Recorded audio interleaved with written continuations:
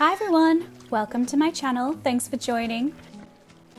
I have a really exciting one for you today because we're building a habitat for not just one, but two animals, which means that this is going to be kind of a long one. So grab something to eat and a nice cup of tea or coffee if that's your thing, and chill out. The animals that we're going to be adding in today are the Common Warthog and the Collared Peccary. I know that these aren't technically pigs, but I mean, come on. They're basically just piggies, right? Anyway, the habitats for the piggies lead from the large ramp out of the exhibit section of the Welcome Centre where the path splits, and guests can continue straight on to other habitats or turn right to visit the piggies. I knew that I wanted to have a massive viewing point for guests that overlooked both of the habitats to add some height variation to the zoo. Up until now, it's been very much flat, and that's not how to build a natural looking zoo.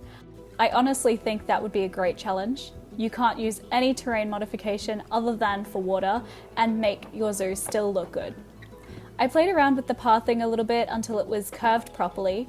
I definitely wanted it to be curved, as everything up until now has also been very straight edged and angular.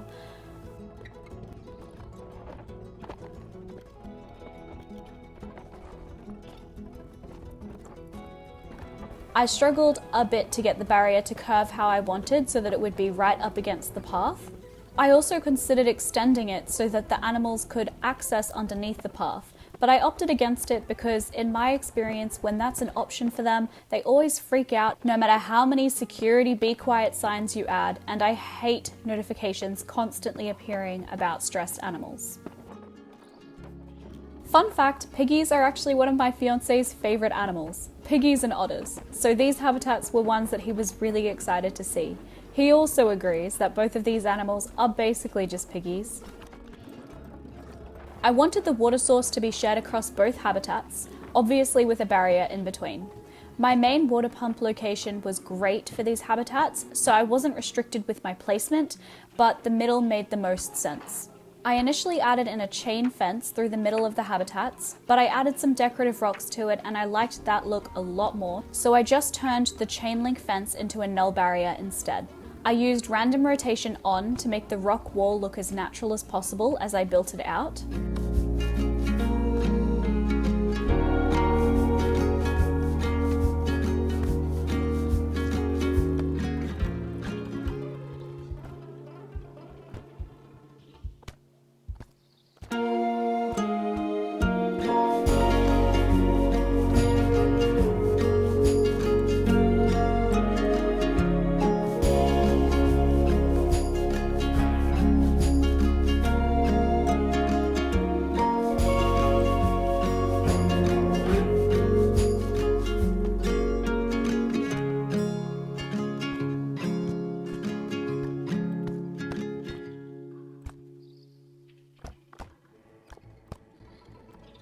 I didn't like the shape of the pond, but after adding more rocks in around the edge and some random places, it looked a lot better. Even so, I went in again and made some more adjustments to make it look a little less stagnant, and I really liked the end result.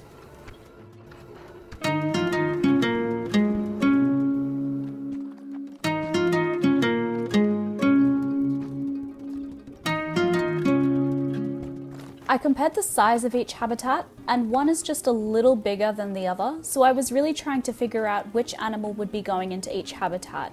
I took a look at the habitat size needs for each of the animals, and they both basically needed the same amount of space, so in the end it really didn't matter at all. I started with the Collared Peccary and popped them into the habitat on the right, and then the warthogs got the habitat on the left.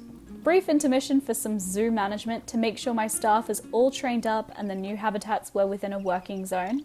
I put them into the zoo entrance east work zone, and then I hired a new keeper. I added the Collared Peccary into their new habitat so that I could make sure they had enough space to run around.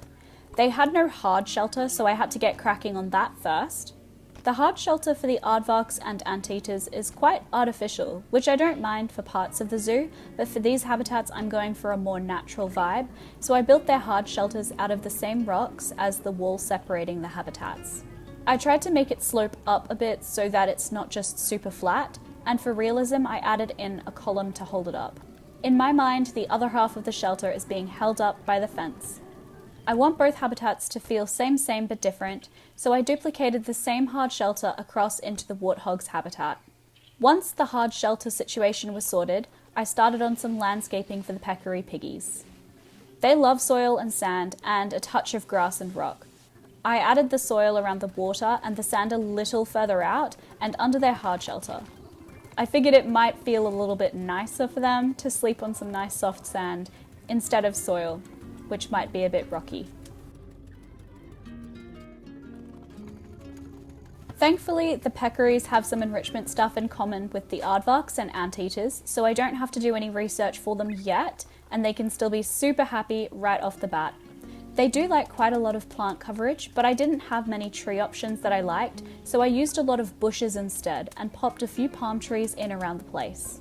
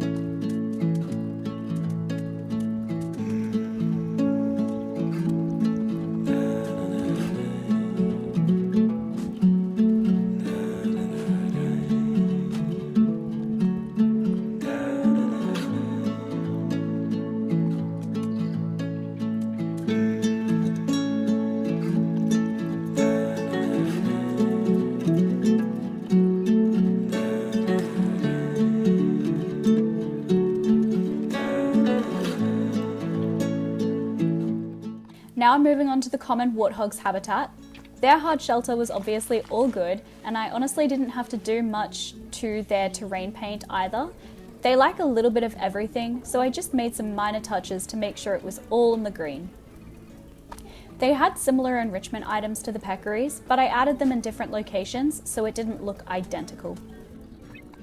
Landscaping was also fairly similar to the peccaries, but just more, because warthogs like a lot of coverage. I added in a lot of reeds to the water so that it matched what I think their native habitats would look like. The plants that were available for the warthogs were also a little bit prettier than what was available for the peccaries. Those purpley pink flowers are so pretty. In a previous video, I think I promised that I would add them into every habitat I can, so here we go, I guess. I liked the tree options more than what was available for the peccaries, so I scattered a bunch of those around the habitat as well.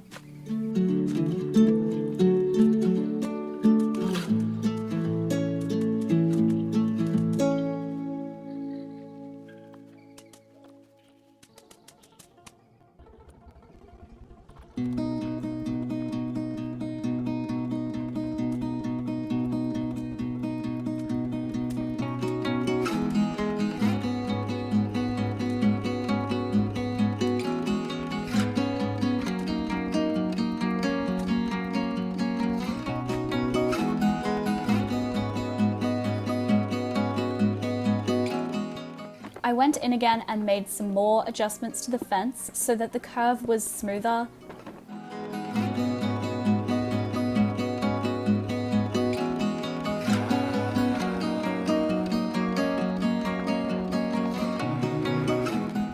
Then around the viewing section, I lowered the fence as I'm going to be building in my own barrier for the guests. I didn't want the underside of the viewing platform to be visible, and I liked the idea of it being built into a rock face of sorts, so I placed a bunch of rocks underneath it. I probably didn't need to place as many rocks as I did. It did end up being pretty expensive, but the end result is what I was going for.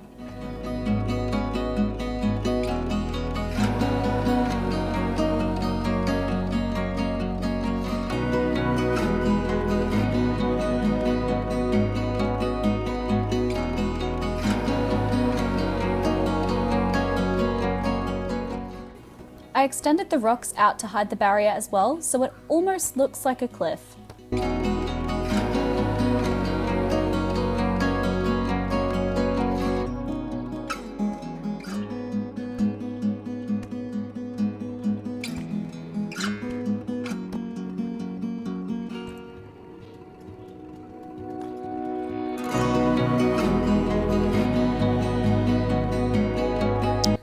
At this stage, I was really liking the look of the rock and decided to build the viewing gallery for the guests all out of rock, and then to blend it in with the rest of the zoo entrance, I made the walls out of the same wooden beams. I took the rock pillars and copied them around in half of a semicircle, slightly rotating each one to hide the edge of the pathing.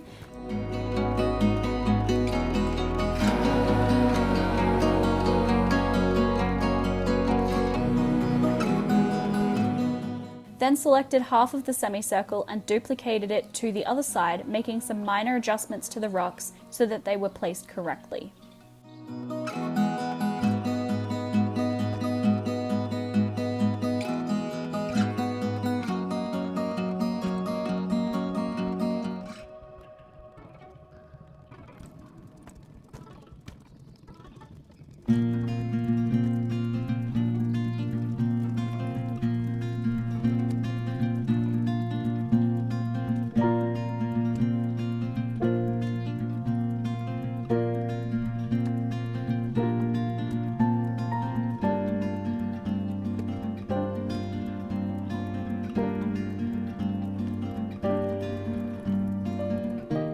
I added in the wooden beams to act as the wall pieces. I started off by filling in all of the walls of the viewing gallery, which did take ages as I had to keep rotating the pieces, but I did it 6 at a time to speed things up a bit.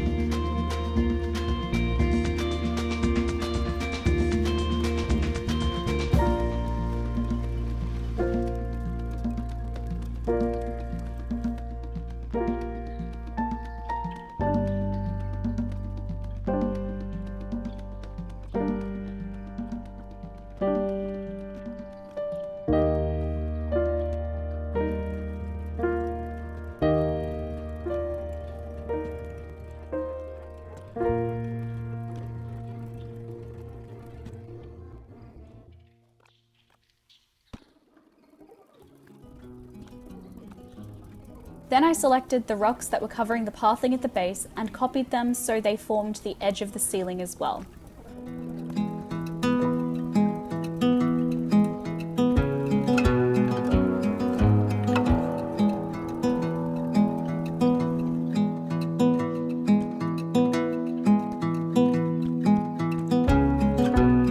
After the walls were built out of those wooden beams, I had to adjust some of the rocks to ensure they were placed correctly, as some of them were sticking out too far. I ended up just having to duplicate and add some extras so that it was filled out correctly.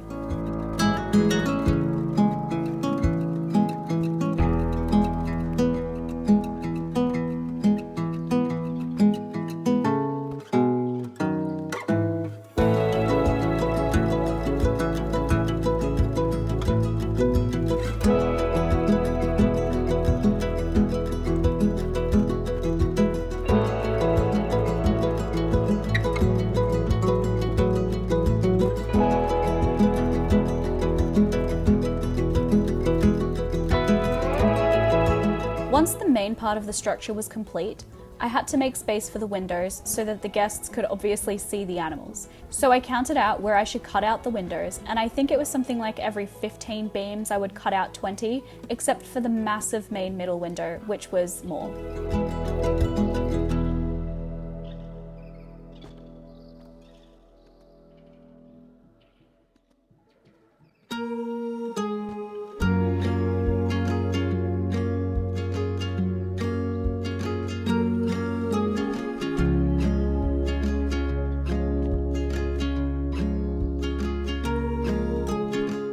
Education. On the wooden beams, I placed education screens, which ended up having 3 screens for each of the animal types. I had extended the habitat out of range of electricity, so had to add in another transformer to make the screens work properly. Where the zoo entrance east staff section is located is still out of range for most of the TVs in the Piggies habitats, so I added in a staff path around the edge of the habitat and then connected it to the path on the other side. This meant that I could place the transformer anywhere along there, but it also meant better access for the staff as they could cut through the zoo easier.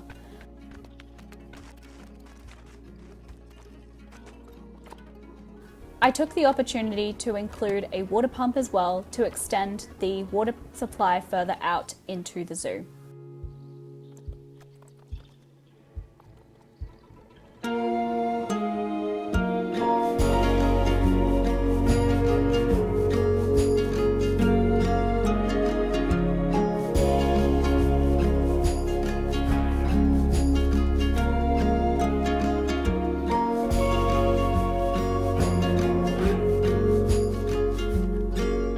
I considered including additional fencing on top of the rocks to theoretically prevent guests from falling into the habitat. Not that it would actually happen in-game, but for realism, you know.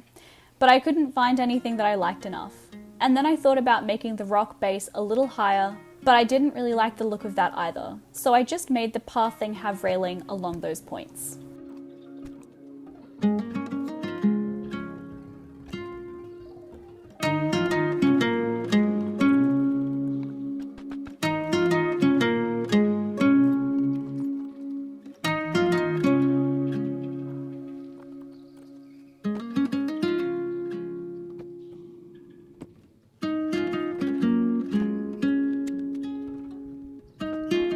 Education is not doing particularly well in my zoo yet, so I added in some more education boards in the pathway section of the viewing gallery, and just some seating as guests do get tired the larger your zoo gets, so that's an important addition. One of the better ways to improve education is to have educators doing animal talks, so that's something I will add in soon. It's probably better to do it sooner rather than later, as that way I can train them up so they can do more and get less stressed. I did not forget to add in trash cans this time.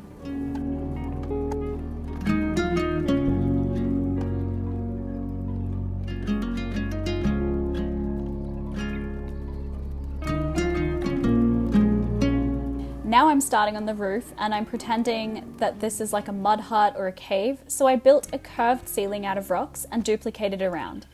Me talking about that is a little bit boring, so let me give you some fun information about the Collared Peccary and Common Warthogs while I do the finishing touches. For the Collared Peccary, they're from North, Central and South America. They like to live in mixed groups and they're not vulnerable as they're pretty adaptable animals.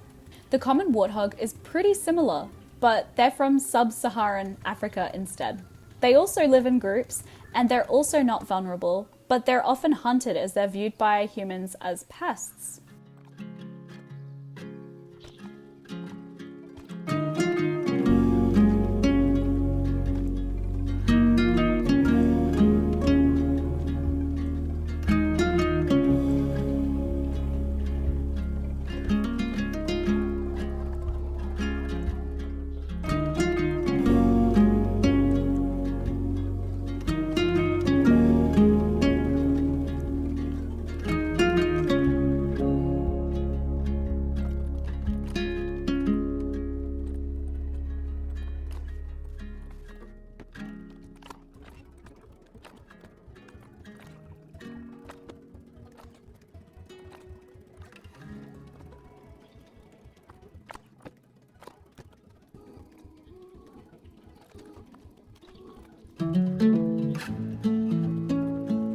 Back to the build, which is just about done now. I added in some glass windows at the top of the ceiling to let in some light, but make sure that the space is fully enclosed from the elements.